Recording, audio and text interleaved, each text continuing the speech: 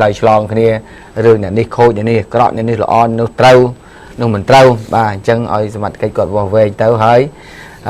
đọt sai đòi cả chỉ chơi khi tới đầu bay cùng ói hương nó ô và lại sốc chất thà khá riêng luôn thôi phải chọc bài hàng nè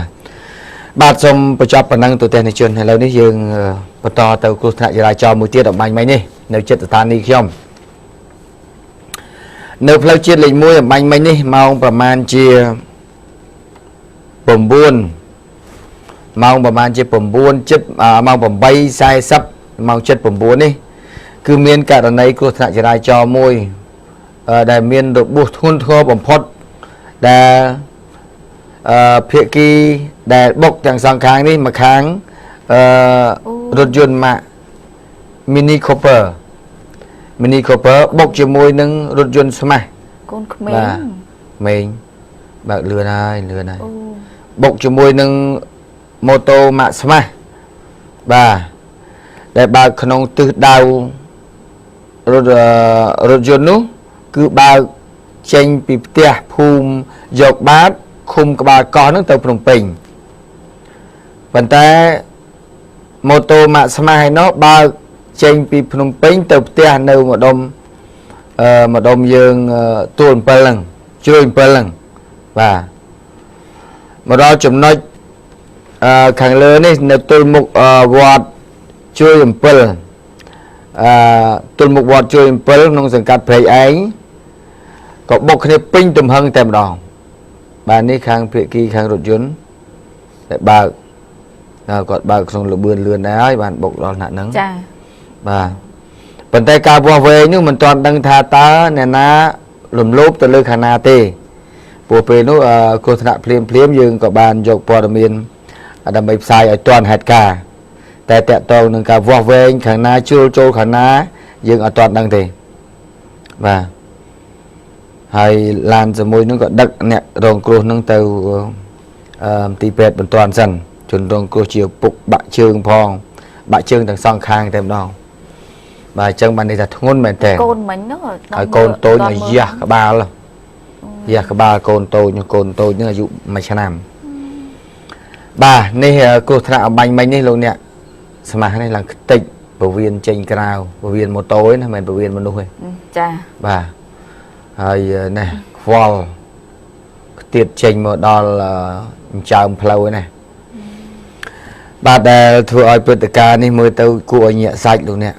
បាទបាក់ជើងទាំងពីរលពុកបាក់ជើងទាំងពីរហើយមិនដឹងជាវាសនាយ៉ាងម៉េចទេធ្ងន់មែនតើដល់ចកេះផងក៏មិនដឹងដែរបាទនេះឡានពេទ្យទៅមកដល់បាទនេះជាករណីគ្រោះថ្នាក់ចរាចរណ៍លើផ្លូវជាតិលេខ1ក្នុងសង្កាត់ព្រែកឯងខណ្ឌច្បារអំពៅបាទចិត្តស្ថានីយ៍ខ្ញុំដែរបាទហួសពីផ្លូវចេញពី Tiger ដល់បន្តិចមកកើតដល់បន្តិចប្រហែលជា300 ម៉ែត្រហ្នឹងគឺទល់មុខវត្តជួយ7ហ្នឹងតែម្ដងបាទនេះលពុកដោកបាទកូននោះឡើងបែកក្បាលនឹងជាយ៉ាងម៉េចទេវាសនាដៃក៏បាក់ដែរក៏មិនដឹងទុនល្វីចល្វចឲ្យហ្នឹងបាទសូមបញ្ចប់ប៉ុណ្ណឹងចុះលោកអ្នកតោះបុគ្គលទៅខាងកញ្ញាម្ដងសូមជួយចាឥឡូវតចូលរឿងបន្តទៀតគឺចាករណីទូសេខ្សែភ្លើងឆេះប្រអប់ត្រង់ហ្វូឆេះយ៉ាងសន្ធោសន្ធៅទូសេឆេះប្រអប់ត្រង់ហ្វូបង្កឲ្យមានការភ្ញាក់ផ្អើលទៅដល់ប្រជាប្រដ្ឋចេញមកជួយមើល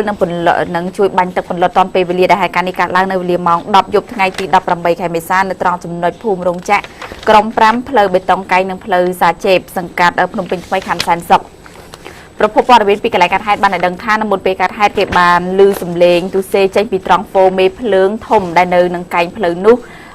ចាដែលនៅនឹងកែងភ្លើងនោះបន្តិចក្រោយមកនោះក៏ស្រាប់តែឃើញមានអណ្ដាតភ្លើងបានឆាប់ឆេះចេញពីត្រង់ហ្វូនោះបង្កជាអណ្ដាតភ្លើងឆាប់ឆេះ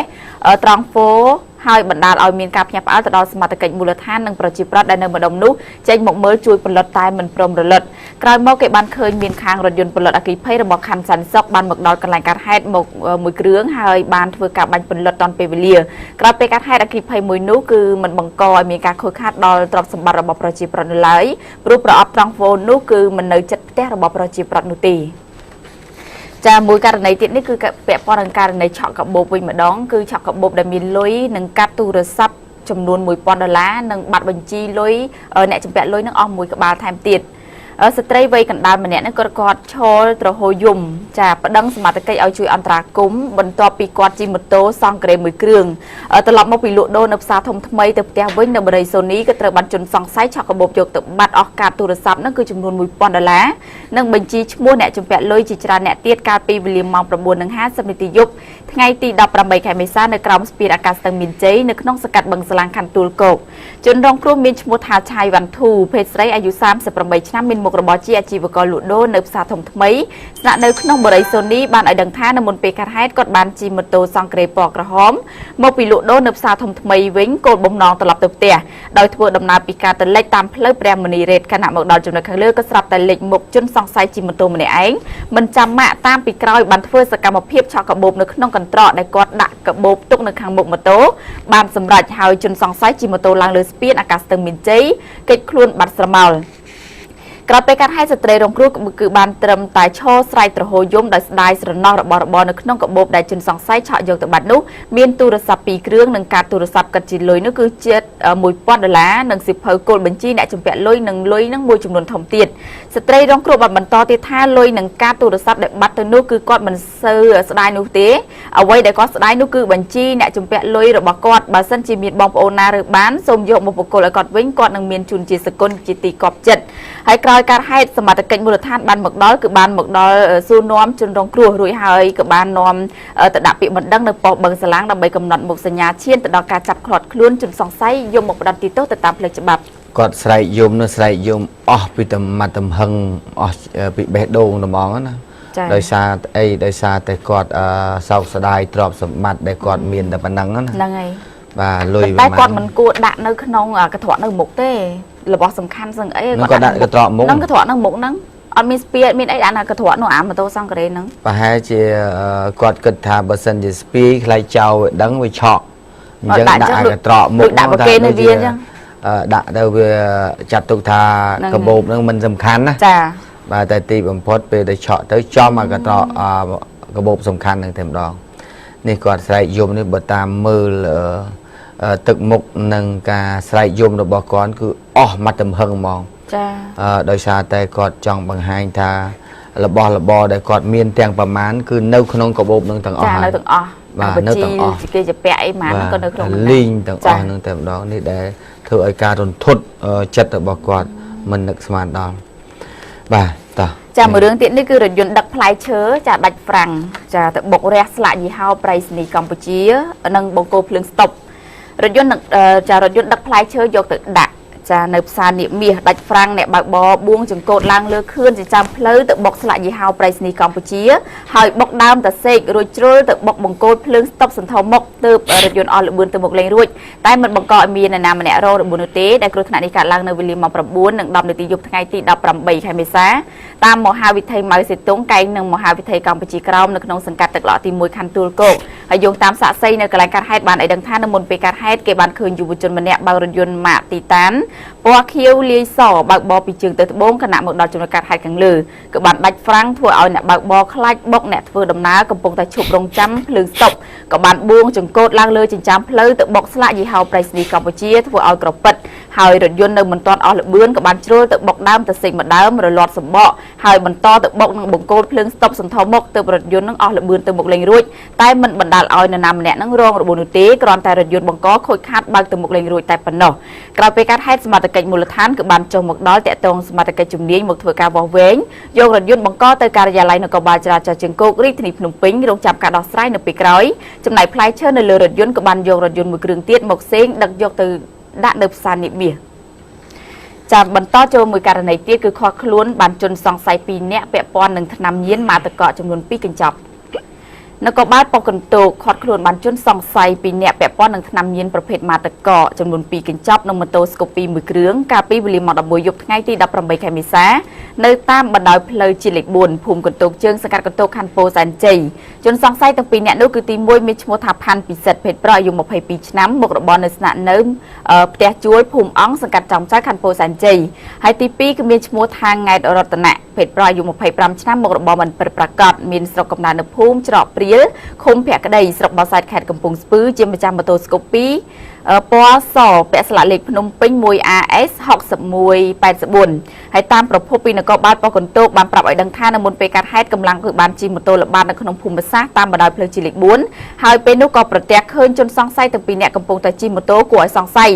បានជិះដេញតាមពីក្រោយហើយជនសង្ស័យក៏បានព្យាយាមជិះរត់រហូតដល់ចំណុចភូមិកន្ទោកជើងសង្កាត់កន្ទោកខណ្ឌពោធិ៍សែនជ័យទើបធ្វើការខាត់ខ្លួនបានតែម្ដងក្រោយពេលកាត់ហេតុក្រោយពេលខាត់ខ្លួនបានគឺសមត្ថកិច្ចបានឆែកឆេររកឃើញថ្នាំញៀនប្រភេទម៉ាតកចំនួន2កញ្ចប់គឺតូច1កញ្ចប់និងធំ1កញ្ចប់ម៉ូតូស្គូបពី1គ្រឿងនិងទូរស័ព្ទដៃនឹងគឺចំនួន4គ្រឿងជនសង្ស័យទាំងពីរនាក់គឺរួមទាំងវត្ថុតាំងនិងសម្ភារៈក៏ត្រូវបានសមត្ថកិច្ចយកទៅសួរនាំនៅប៉ុស្តិ៍នគរបាលកន្ទោកដើម្បីកសាងសំណុំរឿងបញ្ជូនទៅកាន់តុលាការដើម្បីចាត់ការទៅតាមនីតិវិធីចាំបន្តចូលមួយករណីទៀតនេះគឺជនជាតិចិនម្នាក់គឺគាត់បើករថយន្តចាទៅបុកនឹងរនាំងដៃពុះចែកផ្លូវមុខធនាគារអេស៊ីលីដាបរិយាជនជាតិចិនគឺបើករថយន្តមួយគ្រឿងចាការ៉េចង្កូតជ្រុលទៅបុករនាំងដៃពុះចែកទ្រង់ផ្លូវបាក់អស់ចំនួន1ផ្ទាំងហើយរថយន្តបង្កបានព្យាយាមបើករត់គេចបាត់ស្រមោលទាំងបែកធុងទឹកដែលហេតុការណ៍នេះបង្កមានការភ្ញាក់ផ្អើលកាលពីវេលាម៉ោង6:40នាទីព្រលប់ថ្ងៃទី18ខែមេសាតាមបណ្ដោយផ្លូវសាប់ប៉ូរ៉ូស៊ីខាងលិចរីបណ្ឌិតសភាទល់មុខនឹងធនាគារអេស៊ីលីដាស្ថិតនៅក្នុងសង្កាត់កាកាបខណ្ឌពោធិ៍សែនជ័យតាមសាកសីដែលបានឃើញហេតុការណ៍បានឲ្យដឹងថានៅមុនពេលកាត់ហេតុគេបានឃើញរថយន្តបង្កម៉ាកកាមេរី Hybrid ពណ៌ខ្មៅពាក់ស្លាកលេខភ្នំពេញ 2R 0111បើកបរដោយជនជាតិចិនបើកបរតាមបណ្ដោយផ្លូវសាប់ប៉ូរ៉ូស៊ីនៅក្នុងទិសដៅពីលេខទៅកើតស្របនឹងរថយន្តមួយគ្រឿងទៀតមកដែលមិនចាំម៉ាក់នោះទេពេលធ្វើដំណើរមកដល់កន្លែងកាត់ហេតុក៏មានរថយន្តមួយគ្រឿងទៀតបានបើកថយក្រោយចេញពីធនាគារអេស៊ីលីដាហើយឃើញដូចនេះរថយន្តដែលបើកស្របនឹងរថយន្តបង្កក៏បានងាកឆ្វេងបន្តិចហើយរថយន្តបង្កក៏ងាកមកឆ្វេងបន្តិចដែរទើបបណ្ដាលឲ្យបុករនាំងដៃពុះចែកផ្លូវបាក់អស់ចំនួន1ផ្ទាំងសាកសីបន្តទៀតថាពេលបុកភ្លាមនោះគឺរថយន្តបង្កឈប់នៅនឹងកន្លែងកាត់ហេតុមិនដឹងជាយ៉ាងម៉េចទើបមានប្រជាពលរដ្ឋមួយចំនួនបាននាំគ្នាជួយរុញរថយន្តបង្កឲ្យផុតពីកន្លែងកាត់ហេតុដើម្បីកុំឲ្យកកស្ទះចរាចរណ៍ហើយរុញឲ្យផុតពីកណ្ដាលផ្លូវរថយន្តបង្កគឺបានបន្ថែមលបឿនបើករត់គេចបាត់ស្រមោលតែម្ដងហើយក្រោយពេលកាត់ហេតុសមត្ថកិច្ចគឺបានទៅដល់កន្លែងកាត់ហេតុនិងបានត្រឹមតែធ្វើការរាយការណ៍ទៅកាន់ថ្នាក់លើតែប៉ុណ្ណោះព្រោះថារថយន្តបង្កនឹងគឺគេចខ្លួនបាត់ទៅហើយចាំមួយរឿងទៀតនេះគឺនារីវ័យក្មេងម្នាក់គាត់ស្វឹងជោគជាំចាគាត់ជិះម៉ូតូទៅបុកនឹងគំនរសម្រាមដួលរងរបួសស្រាលនារីវ័យក្មេងម្នាក់គឺជិះម៉ូតូម៉ា Icon ក្នុងស្ថានភាពស្វឹងជោគជាំហើយជិះលឿនផងមិនបានប្រយ័ត្នចាប់ហ្វ្រាំងមិនទាន់ក៏ជ្រុលទៅបុកនឹងគំនរសម្រាមដែលគោទុកនៅចិញ្ចើមផ្លូវបណ្ដាលឲ្យដួលរងរបួសស្រាលកាលពីវេលាម៉ោង12:10នាទីរំលងអធ្រាត្រឈានចូលថ្ងៃទី19ខែមេសាតាមបណ្ដោយផ្លូវព្រះនរោត្តមនៅចំណុចមុខវត្តព្រះយូវង្សស្ថិតនៅក្នុងសង្កាត់ទន្លេបាសាក់ខណ្ឌចំការមនហើយតាមប្រភពព័ត៌មានពីកន្លែងកាត់ហេតុបានឲ្យដឹងថានៅមុនពេលកាត់ហេតុមិនដឹងថានារីវ័យក្មេងរូបនេះទើបនឹងចេញមកពីណានោះទេដោយជិះម៉ូតូម៉ា Icon ពណ៌ផ្កាឈូកលីសបើកបរតាមបណ្ដោយផ្លូវព្រះនរោត្តមនៅក្នុងទិសដៅពីត្បូងទៅជើងនៅក្នុងស្ថានភាពស្វឹងហើយលុះពេលបើកមកដល់ចំណុចកាត់ហេតុចាប់ហ្វ្រាំងមិនទាន់ក៏បានរេចង្កូតជ្រុលទៅបុកនឹងគំនរសម្រាមដែលគេចាក់ទុកកចោលនៅតាមចិញ្ចើមផ្លូវបណ្ដាលឲ្យដួលរងរបួសស្រាលក្រោយពេលកាត់ហេតុរថយន្តសង្គ្រោះគឺបានមកដល់តែនាងមិនព្រមទៅមន្ទីរពេទ្យនោះទេក៏ឲ្យសង្សារនាងនឹងដឹកទៅផ្ទះវិញនឹងកូនណាគេទេអត់អីបុកទៅបុកសម្រាមវងហើយកូនស្រីហើយកូនស្រីមិនក៏ទៅចឹងឲ្យក្រោយប្រុងប្រយ័ត្នណាកូនណាបើកបកុំធ្វើប្រហែលណាគេវិញតិចមើលទៅតិចក្មួយខ្លួនឯងតាមើលច្បាស់មើលអត់ឃើញមុខទៅតិចក្មួយខ្លួនឯងទៅមកសម្រាប់ដូចថ្ងៃមុនណានៅពូយតុងចាស្រាប់តែលពុកបើកឡានមកពីចោមចៅស្រាប់តែដល់ពេលឃើញគ្រោះថ្នាក់ចរាចរណ៍មួយបើកបុកបកគោលភ្លើងហើយពលានយន្តហោះដល់បើកមកឃើញគេជុំគេថារឿងគាត់សួរថារឿងអីនោះកូនណាគេទេបើកបុកបកគោលភ្លើងកូនគាត់ហ៎